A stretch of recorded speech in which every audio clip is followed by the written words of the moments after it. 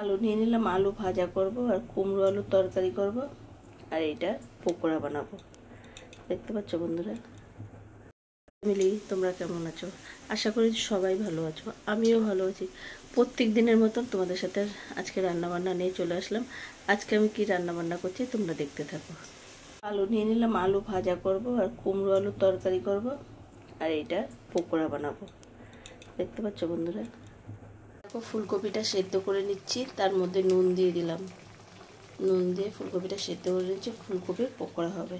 দেখো, ব্যাটারটা করে নিয়েছি।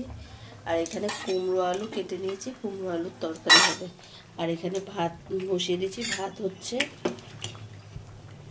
আর এখানে হবে পকোড়া ভাজবো ফুলকপির। দেখো, কুমড়ো আলুর তরকারিটা করার জন্য কড়াইতে সর্ষের তেল দিয়ে দিলাম আর একটু কালো জিরে আর একটা শুকনো লঙ্কা ফোড়ন করলাম। আর এখানে এই যে ফুলকপির পকোড়া করব।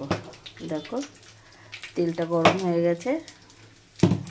এবার এই পকোড়াগুলো সব ডুবিয়ে দিয়ে দেবো।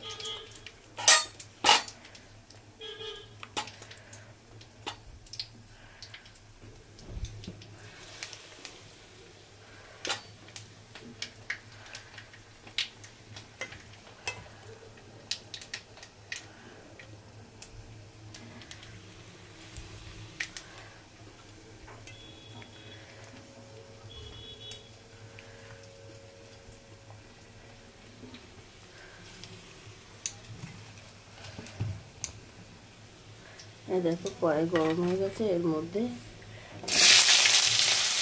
কুমড়ো আলুগুলো দিয়ে দিচ্ছি।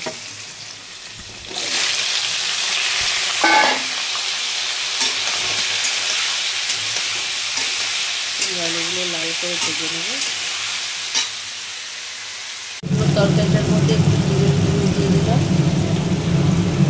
আর এখানে পকোড়াটা হবে আর একটু ভেজে দিলাম।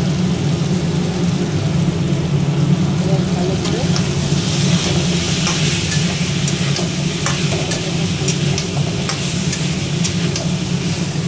দেখো, পকোড়াটা লাল করছি, তার মধ্যে এই আচারের লঙ্কাগুলো ভেজে দিই। পকোড়া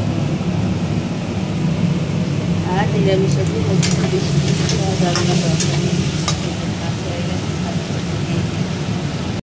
চারটে ধুয়ে নিলাম, দিয়ে এর মধ্যে দিয়ে দেব। মাঝখান দিয়ে কেটে দিয়েছি, চারটে লঙ্কা মাঝখান দিয়ে কাটা। এই পকোড়াটা হয়ে এসছে।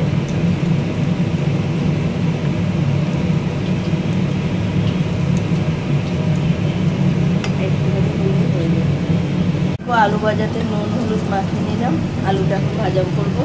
কড়াইতে তেল দিয়ে দিয়েছি আর এখানে লঙ্কার পকোড়াগুলো হচ্ছে। আর তো ভাত হয়ে গেছে, তোমাদের দেখিয়েছি। এই দেখো, কুমড়ো আলুর তরকারিটা কমপ্লিট, নামিয়ে নিলাম। আর এখানে পকোড়া কিছুটা হয়ে গেছে। এই দেখো, তেল গরম হয়ে গেছে, এবার আলুটা দিয়ে দিচ্ছি।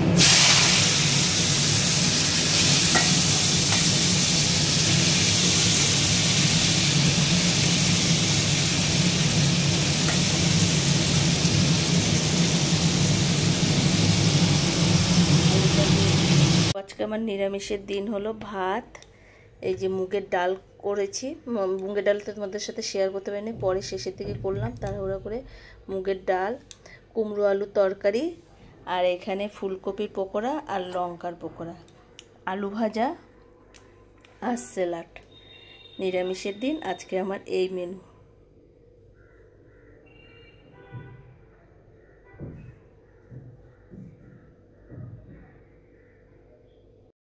তোমাদের যদি আমার ভিডিওটা ভালো লেগে থাকে একটা লাইক করো, একটু কমেন্ট করো, ভিডিওটা শেয়ার করে দিও। টাটা।